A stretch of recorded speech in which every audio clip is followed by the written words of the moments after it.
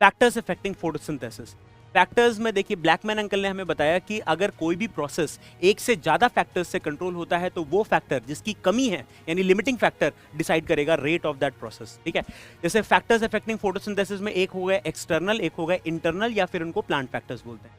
Internal factors को control करता है हमारा डीएनए, यानी प्लांट का डीएनए और प्लांट का ग्रोथ पैटर्न कैसा है, जैसे number, size, age, orientation of leaves, mesophyll cell, chloroplast, chloroplast के अंदर CO2 कितना है, क्लोरोफिल कितना है, ये सारे इंटरनल फैक्टर्स हो गए। और वो एक्सटर्नल फैक्टर्स तो हम लोग डिटेल में डिस्कस करेंगे।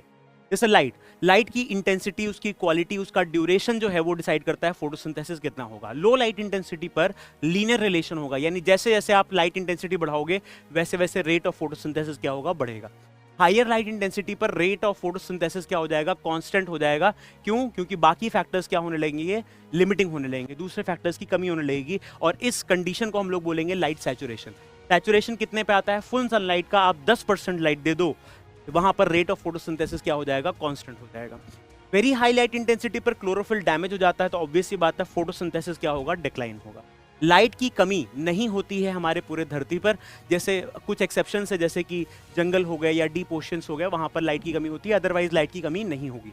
उल्टा CO2 की अगर बात करें तो सबसे ज्यादा कमी इसी फैक्टर की होती है, जैसे कि आप देख सकते हैं एटमॉस्फेयर में ही है 0.03 या 0.04%। ठीक है, इसको आप ppm में या फिर माइक्रोलीटर पर लीटर में भी ध्यान रख सकते हैं।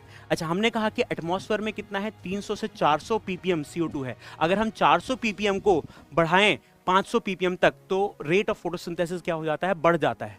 जबकि अगर ध्यान रखिएगा लो लाइट इंटेंसिटी है तो CO2 के अगेंस्ट प्लांट्स कोई रिस्पॉन्स नहीं करते। अगर आप CO2 का असर देखना चाहते हो तो प्रॉपर लाइट देना पड़ेगा। ठीक है, अच्छा, CO2 का जो सैचुरेशन पॉइंट है, यानी वो CO2 कॉन्सेंट्रेशन जिस पर फोटोसिंथेसिस कांस्टेंट होता है, वो कॉन्सेंट्रेशन C3 प्लांट के लिए कितना है, 450 ppm, और C4 के लिए है कितना, 360 ppm।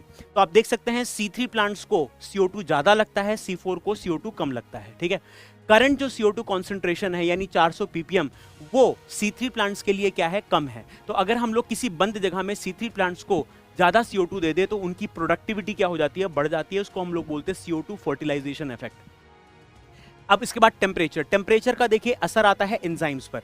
अच्छा, डार्क रिएक्शन में भी एंजाइम्स इन्वॉल्व है, लाइट रिएक्शन में भी एंजाइम्स हैं, तो ध्यान रखना कि डार्क रिएक्शन पर ज्यादा असर पड़ता है टेम्परेचर का as compare to light reaction. Tropics जो प्लांट होते हैं उनका टेम्परेचर ऑप्टिमम ज्यादा होता है, ऑब्वियस सी बात है। और टेम्परेट यानी ठंडी जगह में जो प्लांट्स मिलते हैं उनका टेम्परेचर ऑप्टिमम कम मिलता है। C3 और C4 का भी टेम्परेचर ऑप्टिमम यहाँ पर लिखा हुआ है। पानी का डायरेक्टली असर फोटोसिंथेसिस पे नहीं होता मगर प्लांट पर होता है। कैसे? स्टोमाटा बंद हो जाएगा अगर पानी की कमी होगी, यानी CO2 की एंट्री नहीं हो पाएगी।